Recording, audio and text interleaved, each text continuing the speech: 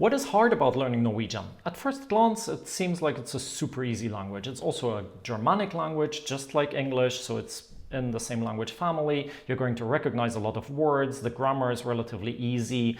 People tell me even when they travel to Norway, sometimes they look at the newspaper and they see, hey, I can understand the heading even though I haven't learned Norwegian, or I can at least guess what the heading is. So it's really easy. If you go check out the website of the Foreign Service Institute, this organization in the US that grades all the languages by how difficult they are. Norwegian is of course in the category 1 languages because it's, they consider it as super simple for English speakers. And if you have learned another Germanic language like Dutch or German or something, you're even at an advantage. It will be even easier for you to learn Norwegian. But where are the problems, right? So some problems do exist, and they start surprisingly with the question, what is Norwegian even? Now that seems like a weird question because you wouldn't ask like what is Polish, what is French? We know what that is, but for Norwegian it's not so clear. And the reason is that Norwegian has 2 official written standards. They have bokmål and nynorsk. I'll explain to you in a minute what that is and what the differences, or not exactly what the differences are, but how different these 2 written formats are. But it is a little bit weird, right? And just to explain to you how weird that actually is, I'm sharing a comment I got on my YouTube channel recently by some troll who told me the following. Bokmål is Danish in the same way that American English is English. Tiny differences, but basically the same. That's not true. The differences are bigger than between American English and British English, but anyway. Until 1929, it was even called Danish. Nynorsk is Norwegian.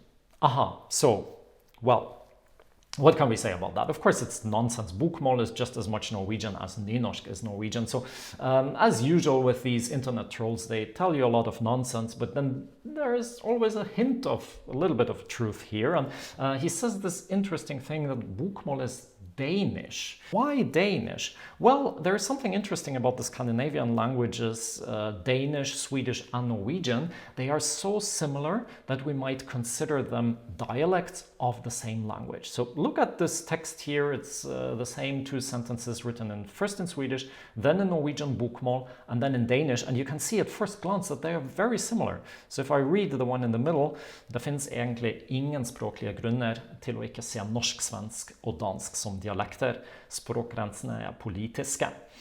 You can see that it's more or less the same in the top, which is Swedish, and at the bottom, which is Danish. Danish and Norwegian bokmål, they seem even so similar that, you think it's the same text just with typos. But even Swedish, you can read it, right? There's one word that is different, skäl instead of grunner. What does the text mean? Well, there are actually no linguistic reasons to not see Norwegian, Swedish, and Danish as dialects.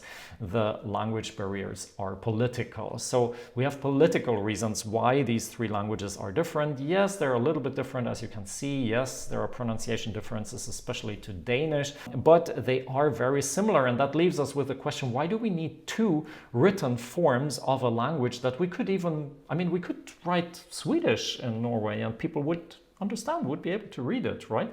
So we need to understand a little bit of Norwegian language history. Norway was part of Denmark for a very long time, and at that time, several centuries, from 1380 to 1814, people who could read or write, which were not so many obviously, they would either write in Latin or in Danish. And since Danish is not so far from the Norwegian language or the Norwegian dialects, that was not an issue. People would understand, if they could read or write, they would understand the written text. But then when Norway gained independence in the 19th century, people said, what are we going to do about our language, our official language? And then there were some people who said, well, okay, we've been using Danish for centuries, let's just Norwegianize it a little bit, like that it reflects more our pronunciation than the Danish pronunciation. Let's add typically Norwegian words and remove typically Danish words, but basically we're going to keep it the same. And there were others, like more fundamentalists, who said, no, we want our own language, so we're going to travel to the remote villages in the west, in the mountains, in the fjords, and we're going to listen to the farmers and the fishermen, how they're talking, and out of that we're going to construct a real Norwegian language, which then became nynorsk, so the one that comes out from Danish. It's called bokmål. The other one is nynorsk. I have made a separate video on that if you want to know the details about this language history. It's very weird, but it's the reality of the Norwegian language today. And you can see here, if I show you the same text, now again, you already know the bokmål version. Here's also the nynorsk version.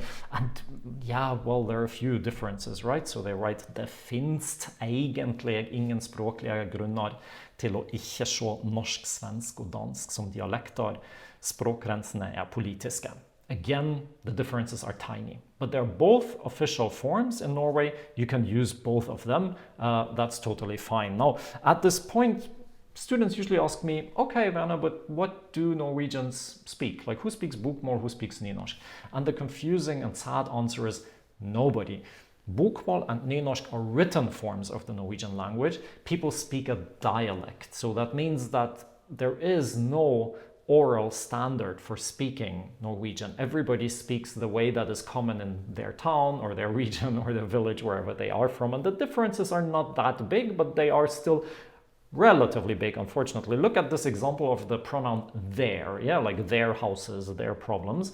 In bokmål, we write this deres, and in nynorsk, deira. Okay, but then in the southeastern dialects, you can say dems or demmes, demma, demses, demsit, and so on. Yeah, you have really a lot of different variations for this one word. So what should you do? Well, a little bit difficult. We will get back to that. Just for you to know that Norwegians fortunately use 90% bokmål nowadays, so it's by far the more used version of the language, but still nynorsk is quite common for the simple reason that it's also an official language, and that means that government bodies have to use nynorsk at a certain proportion. So some texts, wherever you go, will always be in nynorsk because they have to be. Okay, so much for the writing. What about the pronunciation? Unfortunately, there are a few problems here also. Norwegian has 9 vowels, a, e, i, o, u, a, ö, i, u, and that's a bit tricky. You might say not so tricky. I mean, you can learn to produce these sounds. That's true. You can and you should. There are a lot of videos about that on this channel also. The problem is more, in my experience, the listening comprehension. Since Norwegian is such a vowel-rich language, often it sounds like people are just constantly mumbling. So getting good at listening comprehension in Norwegian is difficult. This tiny conversation here between the two figures, that's not a joke. I mean, it is a bit of a joke, but these are two meaningful sentences. Yeah, the one guy says I, o, and the other one answers I, o. Okay, I had to do a little trick here. So this is firstly Northern Norwegian dialect, because obviously I wanted to have sentences where there is absolutely no consonant. And secondly, there's an abbreviation. So this A, it stands for Arbeiderparti, which is like the Social Democratic Party. What they're basically saying is, I'm in the Social Democratic Party. I, like this is just a confirmation, like me, I'm in the Social Democratic Party. This is what the first guy says. And the other one says, I'm also in the Social Democratic Party. Me too, basically. So it is a meaningful short conversation. I guess you get the problem. There is more. Norwegian is also a tonal language. They call this pitch accent. You might know it from Chinese, where the same syllable can have different meanings depending on the melody of the syllable. So if you say ma, or if you say ma, or if you say ma, it has a different meaning. Yeah, the same sound has different meanings. We have that in Norwegian also. I'm showing you one example here with 2 words that have the same sounds actually, but a different melody, and they have completely different meanings. So one means lion, and the other one means the leaves. So you can see that they are different in writing, but that is just a coincidence. The T at the end in the leaves, it's not pronounced, so they're both le, ve. The sounds are the same, but then the melody is different. Both are stressed on the first syllable, but the first one has this falling tone, and then the non-stressed syllable is higher. So we say something like løve, løve, and the other one has the stressed syllable low and the non-stressed syllable high, løve, but there's no melody. Yeah, so you can hear løve versus løve. And that's just half of the truth, or 1/3 of the truth, because this is the system how it works in the southeast of Norway. At the coast, it's exactly the opposite. So the system is the same, but the melody is, instead of falling, it goes up. So in Tromsø, for example, people would say løve, like it goes up and then it stays a little lower, or løve. So that makes it complicated. Not all dialects have tonemes, but most have. The problem is usually not, so it's much better than in Chinese. The problem is usually not that you get misunderstood. It's practically impossible, because there's just a couple of pairs where this is really a difference, and usually then you get out of the context which one you want to say. But I feel often that it's difficult for people who are learning Norwegian to imitate this melody, to get this melody somehow sound natural. And the last thing about the pronunciation, as you can see, is that the writing is not consistent. Well, you know that from English, but here, for example, we have this T at the end and it is not pronounced. That is something that happens a lot, that we write something and we don't pronounce it, or we don't pronounce it consistently. We pronounce it this way in one word and that way in another word. Unfortunately, something we have to learn. What about the grammar in Norwegian? Well, here I have good news. It's actually not so complicated. We have 3 past tenses. Yeah, why do we not need 3? Well, we could do with 1, but we have 3. Okay, it's much better than Spanish still, where you have, I don't know, 357 or something like that. We have irregular verbs in Norwegian, but not that many. And we also have just 1 verb form per tense, so that makes it quite easy.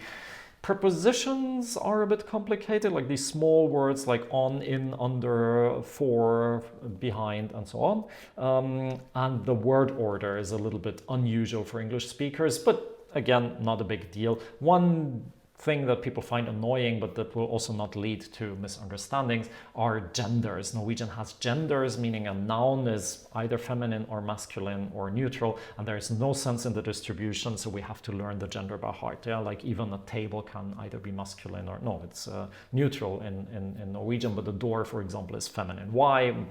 We have no clue. Anyway, these were the problems. Now to the solutions. What are we going to do? Some practical pieces of advice. When it comes to writing, learn bokmål. Yeah, because 90% of the Norwegians use bokmål every day. This is the predominant written form, and yeah, therefore that's actually a no-brainer. When it comes to choosing a dialect, unless you're super sure that you want to live in one specific place in Norway, when it would make sense to find a teacher who has that dialect or who is able to teach this dialect, and that you learn this dialect from scratch. Otherwise, I would suggest that you learn something that is called Standard Østnorsk, like Standard East Norwegian. It's a little bit fake because it's not a standard. In Norwegian, it's totally fine to use your dialect in every situation. In a radio interview, in a TV interview, a lecture at a university, if the professor is from Stavanger, the lecture will be given in Stavanger dialect. Yeah, it's not like in languages like German, where you have High German, Standard German, people switch when they're in a formal situation. No, people use their dialects all the time. So this Østnorsk, Eastern Norwegian, is not a standard in the sense that this is what everybody should be able to say. People don't. People will not switch to it. But it is the biggest dialect group in Norway. It is relatively close to bokmål. And well, it's Oslo, it's the capital, it's where all the jobs are, it's where many foreigners are. So that's usually a natural choice to pick. I have a bit of, I'm hesitating a little bit more recommending Oslo dialect than recommending bokmål. I myself, I don't use Oslo dialect. I speak a northern accent when I speak Norwegian because I lived in Tromsø. But I also switched. So I learned Oslo first, and then I lived in Tromsø, and then I switched. So you can always switch to another dialect. That is not so super difficult. The other caveat is Oslo has this super extreme tonem, so you might want to imitate that, and it uses an R at the tip of the tongue, so just like in Spanish or in Russian or in Arabic. Many people find that a bit difficult. You can learn that also, it's no problem, but if you prefer to speak Norwegian with an R in your throat, like in French, this then you should learn Western dialect, like in Bergen, for example, the city at the west coast. This is also a dialect that is very close to bokmål, but the pronunciation is different. Next thing, once you're a little bit advanced, I would say around the A2 level, then you should also work on a bit of a passive understanding of nynorsk. So most courses will teach you bokmål and Standard Østnorsk, just like my course. This is what we start out with, but I teach some nynorsk around the B1 level, just so people get a little bit familiar with it, so when they have a text in Nynorsk they will understand it. Also, some dialects are much closer to Nynorsk, so it's helpful if you know like the biggest differences between Bokmål and Nynorsk. It helps you also to understand dialects, and a passive understanding of dialects is also highly recommended. So I also have texts in my courses that are read in different dialects, so you can compare a little bit and you get a little bit familiar with these dialects, because as I said before, Norwegians don't switch to some standard, they use their dialect in every situation. The tonem, I would say, don't worry too much about it, because Norwegians will not misunderstand you if you get it wrong. They will most likely not even hear it, because as I said, there are dialects that don't even have a tonem. How they play out is a little bit different between dialects. And I had this aha moment once when I talked to a Norwegian teacher who told me, you know, it's very difficult for people who are learning Norwegian. Sometimes we have these different tonems and we have the same word. And of course, he picked one example of these like 12 or I don't know how many words where it's really a difference in meaning if you have the other tonem and you have these pairs. And he told me, there's this and then there's that. And I asked him, okay, and so which one means what? And then he was like, I'm not sure. Wait. And then I was like, wait a second. If you as a native speaker can't distinguish the two, or you're not sure which one is which one, maybe it's not the biggest issue in the world.